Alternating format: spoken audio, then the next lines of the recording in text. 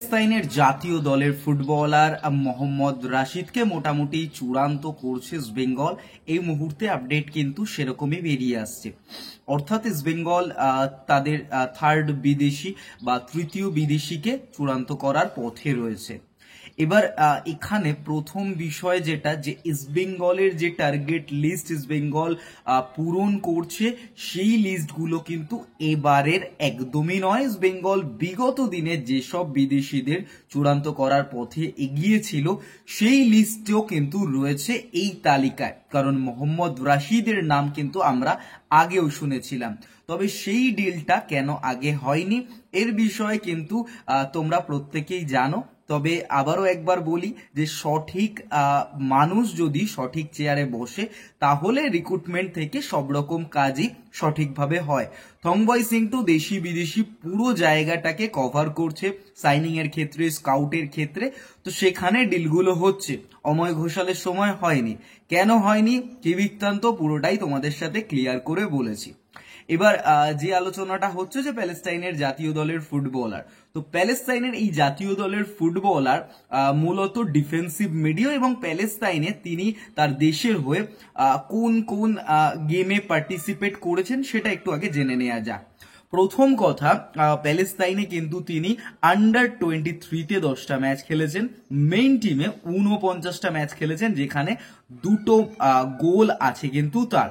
এই প্যালেস্তাইনের মেন টিমে তিনি যে গেম স্টার্ট করেছেন সেখানে দাঁড়িয়ে রয়েছে ওয়ার্ল্ড কাপ কোয়ালিফিকেশনে 18টা ম্যাচ, ইন্টারন্যাশনাল ফ্রেন্ডলিজ রয়েছে 14টা ম্যাচ, এএফসি এশিয়ান কাপ রয়েছে 6টা ম্যাচ, ফিফা আরব কাপ বলে একটা কাপ হয় সেখানে রয়েছে 3টে ম্যাচে 1টা গোল রয়েছে, এশিয়ান কাপ কোয়ালিফিকেশনে 3টে ম্যাচে 1টা গোল রয়েছে, ফিফা আরব কোয়ালিফিকেশনেও তিনি কিন্তু পার্টিসিপেট করেছেন। অর্থাৎ দেশের হয়ে ওয়ার্ল্ড কাপ কোয়ালিফিকেশন থেকে ফিফা আরব কাপ এবং এএফসি এশিয়ান কাপ প্রত্যেক জায়গাতেই তিনি কিন্তু দলের একজন গুরুত্বপূর্ণ সদস্য ছিলেন। সেটা কিন্তু এই বিষয়টা বা এই স্ট্যাটস থেকে জানা যাচ্ছে। উল্টো দিকে দেখতে গেলে এই ফুটবলার এই মুহূর্তে লিগ 1 অর্থাৎ ইন্দোনেশিয়ার লিগে কিন্তু ফুটবল খেলছে, এবং 2024-25 মরশুমে তিনি কিন্তু 31টা অ্যাপিয়ারেন্সে 6টা গোলও করেছেন। তো এই কিন্তু টোটাল মোহাম্মদ রাশিদের টোটাল স্ট্যাটস, যে স্ট্যাটসটা তার দেশীয় বা দেশের হয়ে কন্ট্রিবিউশন রয়েছে।